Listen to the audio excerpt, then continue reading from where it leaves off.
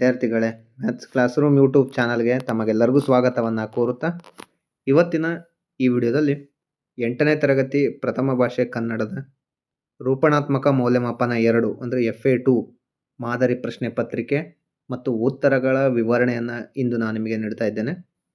Video start ಮಾಡೋದಕ್ಕಿಂತ ಮುಂಚೆ ಇನ್ನೂ ನಮ್ಮ ಚಾನಲ್ನ ಯಾರು ಸಬ್ಸ್ಕ್ರೈಬ್ ಆಗಿಲ್ವೋ ದಯವಿಟ್ಟು ಸಬ್ಸ್ಕ್ರೈಬ್ ಆಗಿ, ನಿಮಗೇನಾದರೂ ಈ ವಿಡಿಯೋ ಇಷ್ಟ ಆದಲ್ಲಿ ಒಂದು ಲೈಕ್ ಮಾಡಿ ಅಂತ ಹೇಳ್ತಾ ವಿಡಿಯೋ ಸ್ಟಾರ್ಟ್ ಮಾಡ್ತಾ ಇದ್ದೇನೆ. 20 ಅಂಕಗಳಿಂದ ಕೂಡಿರುವ FA2 ಮಾದರಿ ಪ್ರಶ್ನೆ ಪತ್ರಿಕೆಯ ಮೊದಲ ಮೇನ್ ಹೀಗಿದೆ. ಕೆಳಗಿನ ಪ್ರಶ್ನೆಗಳಿಗೆ ಅಥವಾ ಅಪೂರ್ಣ ಹೇಳಿಕೆಗಳಿಗೆ 4 ಆಯ್ಕೆಗಳನ್ನು ನೀಡಲಾಗಿದೆ. ಅವುಗಳಲ್ಲಿ ಸೂಕ್ತವಾದ ಉತ್ತರವನ್ನು ಆರಿಸಿ ಕ್ರಮಾಕ್ಷರದೊಂದಿಗೆ ಬರೆಯಿರಿ ಅಂತ ಹೇಳಿದೆ. 1ನೇ ಪ್ರಶ್ನೆ ಹೀಗಿದೆ. ಒಂದು ಪೂರ್ಣ ಕ್ರಿಯಾಪದದೊಡನೆ ಸ್ವತಂತ್ರ ವಾಕ್ಯವಾಗಿರುವ ವಾಕ್ಯ. ಆಪ್ಷನ್ ಎ ಸರಳ ವಾಕ್ಯ, ಆಪ್ಷನ್ ಬಿ ಸಾಮಾನ್ಯ ವಾಕ್ಯ, ಆಪ್ಷನ್ ಸಿ ಮಿಶ್ರ ವಾಕ್ಯ, ಆಪ್ಷನ್ ಡಿ ಸಂಯೋಜಿತ ವಾಕ್ಯ. ಇದಕ್ಕೆ ಸರಿಯಾದ ಉತ್ತರ ಯಾವುದಪ್ಪ ಅಂದರೆ ಆಪ್ಷನ್ ಬಿ ಸಾಮಾನ್ಯ ವಾಕ್ಯ ಆಗಿದೆ. 2ನೇ ಪ್ರಶ್ನೆ, 2ನೇ ಮೇನ್, ಮೊದಲೆರಡು ಪದಗಳಿಗಿರುವ ಸಂಬಂಧದಂತೆ 3ನೆಯ ಪದಕ್ಕೆ ಸರಿಹೊಂದುವ ಸಂಬಂಧಿ ಪದವನ್ನು ಬರೆಯಿರಿ ಅಂತ ಇದೆ. 2ನೇ ಪ್ರಶ್ನೆ ಹೀಗಿದೆ. ರಾಜ, ರಾಜರು. ಹಾಗಾದರೆ ಮಗು ಅಂದರೆ 2ನೇ ಮೇನ್ನ ಪ್ರಶ್ನೆ ಉತ್ತರ ಮಕ್ಕಳು. ಇದು ಸರಿಯಾದ ಉತ್ತರ ಆಗಿದೆ. 3ನೇ ಮೇನ್ ಪ್ರಶ್ನೆ, ಕೆಳಗಿನ ಪ್ರತಿಯೊಂದು ಪ್ರಶ್ನೆಗಳಿಗೆ ಒಂದೊಂದು ವಾಕ್ಯದಲ್ಲಿ ಉತ್ತರವನ್ನು ಬರೆಯಿರಿ ಅಂತ ಇದೆ. 3ನೇ ಪ್ರಶ್ನೆ ಹೀಗಿದೆ. ತಂದೆಯನ್ನು ಕರೆತರಲು ಹೋಗುವನೆಂದು ಹೇಳಿದವರು ಯಾರು? ತಂದೆಯನ್ನು ಕರೆತರಲು ಹೋಗುವನೆಂದು ಹೇಳಿದವರು ಯಾರು? ಇದಕ್ಕೆ ಉತ್ತರ ಹೀಗಿದೆ. ತಂದೆಯನ್ನು ಕರೆತರಲು ಹೋಗುವನೆಂದು ಹೇಳಿದವರು ರಾಹುಲನು. ರಾಹುಲನು ಏನು ಹೇಳ್ದ? ತಂದೆಯನ್ನು ಕರೆತರಲು ಹೇಳಿದರು. 4ನೇ ಪ್ರಶ್ನೆ, ಪುಲಿಗೆರೆ ಸೋಮನಾಥ ಕವಿಯ ಪ್ರಕಾರ ಗುರು ಎಂದರೆ ಯಾರು? ಪುಲಿಗೆರೆ ಸೋಮನಾಥ ಕವಿಯ ಪ್ರಕಾರ ಗುರು ಎಂದರೆ ಯಾರು ಅಂತ ಇದೆ. ಇದಕ್ಕೆ ಸರಿಯಾದ ಉತ್ತರ ಪುಲಿಗೆರೆ ಸೋಮನಾಥರ ಪ್ರಕಾರ ಗುರು ಎಂದರೆ ವರ್ಣ ಮಾತ್ರಂ ಕಲಿಸಿದಾತ ಗುರು ಎಂದು ಸೋಮನಾಥರು ಏನು ಮಾಡಿದ್ದಾರೆ ಹೇಳಿದ್ದಾರೆ. 5ನೇ ಪ್ರಶ್ನೆ, ಯುವಕನು ರೈಲಿನಲ್ಲಿ ಸಿಕ್ಕಿದ್ದ ಮುದುಕನ ಮನೆಗೆ ಏಕೆ ಬಂದನು ಅಂತ ಇದೆ. 5ನೇ ಪ್ರಶ್ನೆಗೆ ಉತ್ತರ ಹೀಗಿದೆ. ಯುವಕನು ರೈಲು ಸಿಕ್ಕಿದ್ದ ಮುದುಕನ ಮನೆಗೆ ಕೆಲಸವನ್ನು ಕೇಳಲು ಬಂದನು. ಇದಿಷ್ಟು 3ನೇ ಮೇನ್ಗೆ ಸಂಬಂಧಪಟ್ಟಂಥ ಪ್ರಶ್ನೆಗಳಿಗೆ ಉತ್ತರ ಆಗಿದೆ. 4ನೇ ಮೇನ್ ಹೀಗಿದೆ. ಕೆಳಗಿನ ಪ್ರಶ್ನೆಗಳಿಗೆ 3 ಅಥವಾ 4 ವಾಕ್ಯಗಳಲ್ಲಿ ಉತ್ತರವನ್ನು ಬರೆಯಿರಿ ಅಂತ ಇದೆ. ಈ ಪ್ರಶ್ನೆಗೆ 2 ಅಂಕಗಳನ್ನು ನಿಗದಿಪಡಿಸಲಾಗಿದೆ. ಪ್ರಶ್ನೆ ಹೀಗಿದೆ. 6ನೇ ಪ್ರಶ್ನೆ, ರಾಜನನ್ನು ಪೀಠದಲ್ಲಿ ಕುಳ್ಳಿರಿಸಿ ಯಶೋಧರೆ ಏನೆಂದು ವಿನಂತಿಸುತ್ತಾಳೆ ಅಂತ ಇದೆ. 6ನೇ ಪ್ರಶ್ನೆ. ಇದಕ್ಕೆ ಸರಿಯಾದ ಉತ್ತರ ಹೀಗಿದೆ.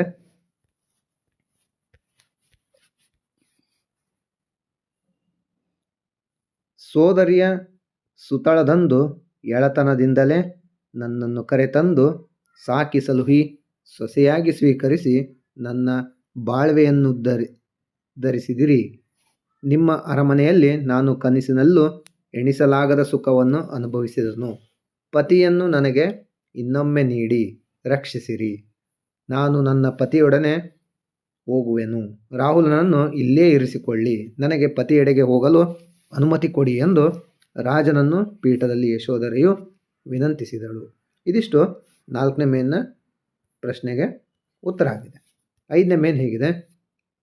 ಕವಿಯ ಜನ್ಮಸ್ಥಳ, ಕಾಲ, ಕೃತಿ ಮತ್ತು ಬಿರುದು, ಪ್ರಶಸ್ತಿ ಕುರಿತು ವಾಕ್ಯ ರೂಪದಲ್ಲಿ ಬರೆಯಿರಿ ಅಂತ ಇದೆ. 7ನೇ ಪ್ರಶ್ನೆ ಹೀಗಿದೆ. ಪುಲಿಗೆರೆ ಸೋಮನಾಥರ ಬಗ್ಗೆ ಅವರ ಪರಿಚಯನ ಬರೀರಿ, ಜನ್ಮಸ್ಥಳ, ಕಾಲ, ಕೃತಿನ ಬರೀರಿ ಅಂತ ವಾಕ್ಯ ರೂಪದಲ್ಲಿ ಬರೆಯಿರಿ ಅಂತ ಇದೆ. 7ನೇ ಪ್ರಶ್ನೆಗೆ ಉತ್ತರ ಹೀಗಿದೆ. ಪುಲಿಗೆರೆ ಸೋಮನಾಥರು ಕವಿಯು ಕ್ರಿಸ್ತ ಶಕ 1299ರಲ್ಲಿ ಧಾರವಾಡ ಜಿಲ್ಲೆಯ ಶಿರಹಟ್ಟಿ ತಾಲೂಕಿನ ಪುಲಿಗೆರೆಯಲ್ಲಿ ಜನಿಸಿದರು. ಪುಲಿಗೆರೆ ಸೋಮನಾಥನೆಂದು ಪ್ರಸಿದ್ಧಿಯಾಗಿದ್ದರು. ಕನ್ನಡ ರತ್ನ, ಕರಂಡಕ ಮತ್ತು ಸೋಮೇಶ್ವರ ಶತಕ 2 ಕೃತಿಗಳನ್ನು ರಚಿಸಿದ್ದಾರೆ. ಮತ್ತು ಇವರ ಅಂಕಿತ ನಾಮ ಹರಹರ ಶ್ರೀ ಚನ್ನಸೋಮೇಶ್ವರವಾಗಿದೆ. ಇದಿಷ್ಟು ಪುಲಿಗೆರೆ ಸೋಮನಾಥ ಕವಿಯ ಬಗ್ಗೆ ಒಂದಿಷ್ಟು ಮಾಹಿತಿಯಾಗಿದೆ. ಕೆಳಗಿನ ಗಾದೆಗಳನ್ನು ವಿಸ್ತರಿಸಿ ಬರೆಯಿರಿ. ಈ ಗಾದೆಗಳನ್ನು ವಿಸ್ತರಿಸಿ ಬರೆದರೆ 3 ಅಂಕಗಳನ್ನು ಸಿಗುತ್ತೆ. ಈ ಒಂದು ಗಾದೆ ಹೀಗಿದೆ. 8ನೇ ಪ್ರಶ್ನೆ, ಕೋಪದಿಂದ ಕೊಯ್ದ ಮೂಗು ಮತ್ತೆ ಬಂದೀತೆ. ಇದಕ್ಕೆ ಉತ್ತರ, ಗಾದೆಗಳು ಜನಪದದ ಜೀವನದ ಅನುಭವದ ನುಡಿಮುತ್ತುಗಳು. ಇವುಗಳಿಂದ ಜೀವನದ ಮೌಲ್ಯ ಹೆಚ್ಚುತ್ತದೆ. ಆದ್ದರಿಂದಲೇ ವೇದ ಸುಳ್ಳಾದರೂ ಗಾದೆ ಸುಳ್ಳಾಗದು. ಗಾದೆಗಳನ್ನು ವೇದಗಳಿಗೆ ಸಮಾನ ಎಂದು ಹೇಳುವರು. ಅಂತಹ ಹಲವು ಪ್ರಸಿದ್ಧ ಗಾದೆಗಳಲ್ಲಿ ಕೋಪದಲ್ಲಿ ಕೊಯ್ದ ಮೂಗು ಮತ್ತೆ ಬಂದೀತೆ ಎಂಬ ಗಾದೆಯು ಕೂಡ ಒಂದಾಗಿದೆ. ಗಾದೆಗಳು ಜೀವನದ ಅನುಭವಕ್ಕೆ ಹಿಡಿದ ಕನ್ನಡಿಯಾಗಿವೆ. ಆದುದರಿಂದ ಗಾದೆಗಳು ಸತ್ಯಕ್ಕೆ ಬಹಳ ಹತ್ತಿರವಾಗಿವೆ.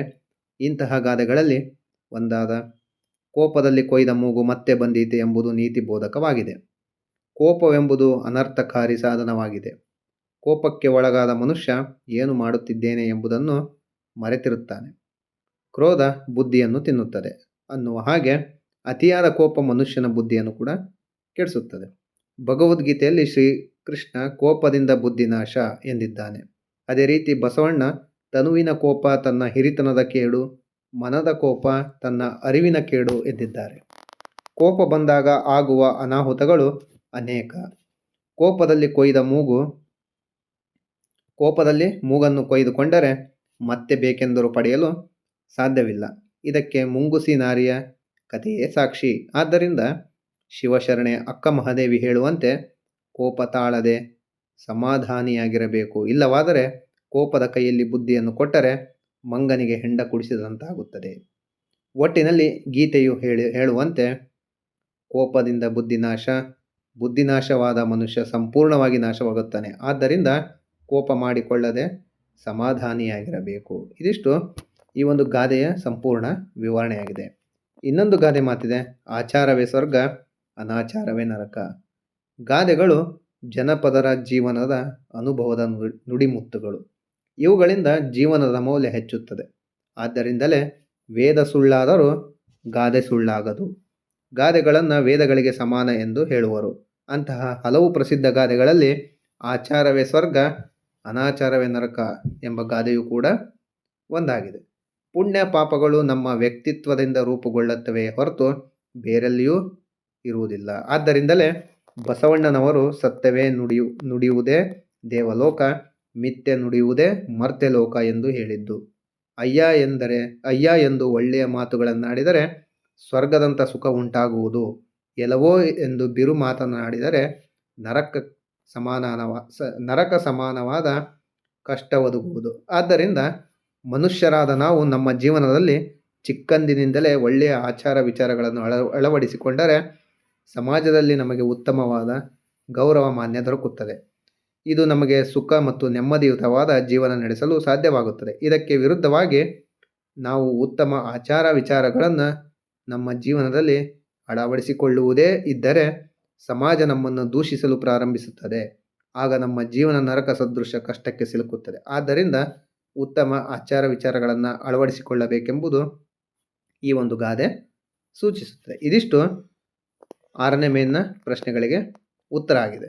7ನೇ ಮೇನ್, ಕೆಳಗಿನ ವಾಕ್ಯ ಅಥವಾ ಹೇಳಿಕೆಗಳಿಗೆ ಸಂದರ್ಭ ಮತ್ತು ಸ್ವಾರಸ್ಯಗಳನ್ನು ಬರೆಯಿರಿ ಅಂತ ಹೇಳಿದ್ದಾರೆ. ಈ ಒಂದು ಪ್ರಶ್ನೆಗೆ 3 ಅಂಕಗಳು ನಿಗದಿಪಡಿಸಿದ್ದು.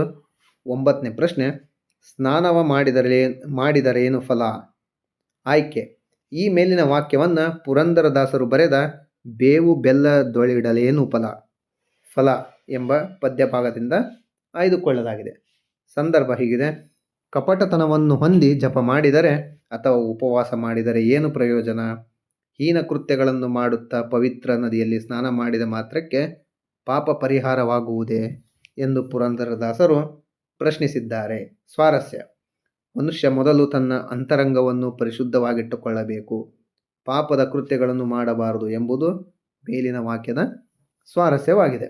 ಇದಿಷ್ಟು 7ನೇ ಮೇನ್ನ ಪ್ರಶ್ನೆಗಳಿಗೆ ಉತ್ತರ ಆಗಿದೆ. 8ನೇ ಮೇನ್, ಕೊಟ್ಟಿರುವ ಪ್ರಶ್ನೆಗಳಿಗೆ 8-10 ವಾಕ್ಯಗಳಲ್ಲಿ ಉತ್ತರವನ್ನು ಬರೆಯಿರಿ. ಇದು 4 ಅಂಕದ ಪ್ರಶ್ನೋತ್ತರ ಆಗಿದ್ದು.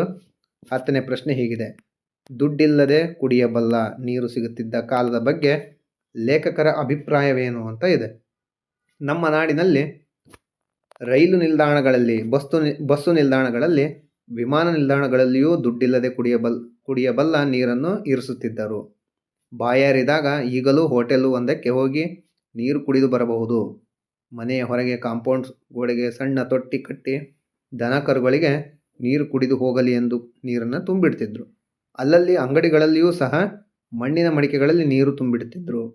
ಅನೇಕ ಗುರುದ್ವಾರದ ಬಳಿ ಸ್ವಯಂ ಸೇವಕರು ಕೂಡ ನೀರಿನ ದೊಡ್ಡ ಕೊಳಾಯಿ ಹಿಡಿದು ಅಲ್ಲಿ ನಿಲ್ಲಿಸಿದ ಆಟೋ, ಬಸ್, ದಾರಿ ಹೋಕರಿಗಳಿಗೆಲ್ಲ ಉಚಿತವಾಗಿ ನೀರನ್ನು ಕುಡಿಸುತ್ತಿದ್ದರು. ಇವೆಲ್ಲವೂ ನಾವು ಕೇವಲ ಭಾರತದಲ್ಲಿ ಕಾಣುತ್ತೇವೆ. ಆದರೆ ಇದೇ ವಿದೇಶಗಳಲ್ಲಿ ಈ ಒಂದು ದುಡ್ಡು ಕೊಟ್ಟರು ಕೂಡ ಕುಡಿಯಲಿಕ್ಕೆ ನೀರು ಸಿಗ್ತಾ ಇಲ್ಲ. ಇದಿಷ್ಟು ಈ ಒಂದು 10ನೇ ಪ್ರಶ್ನೆಗೆ ಉತ್ತರ ಆಗಿದೆ. ಇದರಲ್ಲಿ ಅಥವಾ ಪ್ರಶ್ನೆ ಇದೆ, ಲೇಖಕಿ ಬೆಂಗಳೂರಿನಲ್ಲಿ ನೀರು ಕೊಡದ ಸಂಸ್ಕೃತಿಯ ಬಗ್ಗೆ ಆದ ಅನುಭವ ಬರೆಯಿರಿ ಅಂತ ಇದೆ. ಈ ಲೇಖಕಿ ಬೆಂಗಳೂರಿನ MG ರಸ್ತೆಯಲ್ಲಿ ಬಾಂಬೆ ಬಜಾರ್ನ ಎದುರು ಪುಟ್ಟ ಜಾಯಿಂಟ್ನಲ್ಲಿ ಅಲ್ಲಿ ಕುತ್ಕೊಂಡಾಗ ಅಲ್ಲಿ ಒಂದು ಅನುಭವವನ್ನು, ನೀರು ಕೊಡದ ಸಂಸ್ಕೃತಿಯ ಅನುಭವವನ್ನು ಹೀಗೆ ಬರೆದಿದ್ದಾರೆ. ಆ ಒಂದು ಅನುಭವದ ಮಾತುಗಳು ಹೀಗಿವೆ, ಅವುಗಳನ್ನು ನೋಡ್ರಿ. ಇದಿಷ್ಟು ಪ್ರಥಮ ಭಾಷೆ 8ನೇ ತರಗತಿ ಪ್ರಥಮ ಭಾಷೆಯಾದ ಕನ್ನಡದ ಮಾದರಿ ಪ್ರಶ್ನೆ ಪತ್ರಿಕೆ ಅಂದರೆ FA2 ರೂಪಣಾತ್ಮಕ ಮೌಲ್ಯಮಾಪನ 2ರ ಮಾದರಿ ಪ್ರಶ್ನೆ ಪತ್ರಿಕೆಯ ಉತ್ತರಗಳಾಗಿವೆ. ಮುಂದಿನ ವಿಡಿಯೋದಲ್ಲಿ ಇನ್ನೂ ಹೆಚ್ಚಿನ ಮಾದರಿ ಪ್ರಶ್ನೆ ಪತ್ರಿಕೆಗಳನ್ನು ತಂದು ಅದಕ್ಕೆ ಸರಿಯಾದ ಉತ್ತರಗಳನ್ನು ಕೂಡ ವಿವರಣೆ ನೀಡ್ತೇನೆ ಅಂತ ಹೇಳ್ತಾ ಈ ವಿಡಿಯೋನ ಇಲ್ಲಿಗೆ ಮುಗಿಸ್ತಾ ಇದ್ದೇನೆ. ಎಲ್ಲರಿಗೂ ಧನ್ಯವಾದಗಳು.